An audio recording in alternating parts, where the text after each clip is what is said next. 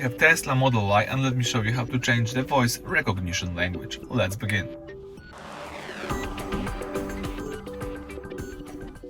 So it works pretty much the same in every Tesla. All you need to do is choose the car icon in the left down corner.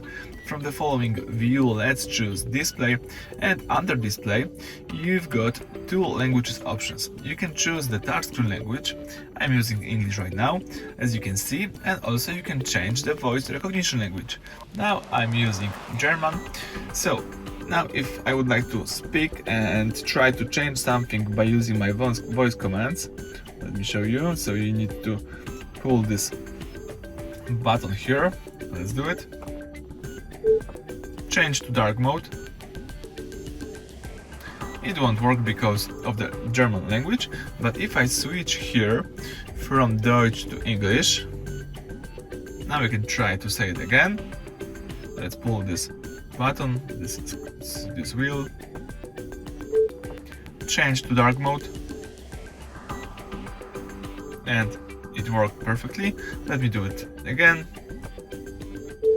Change to light mode.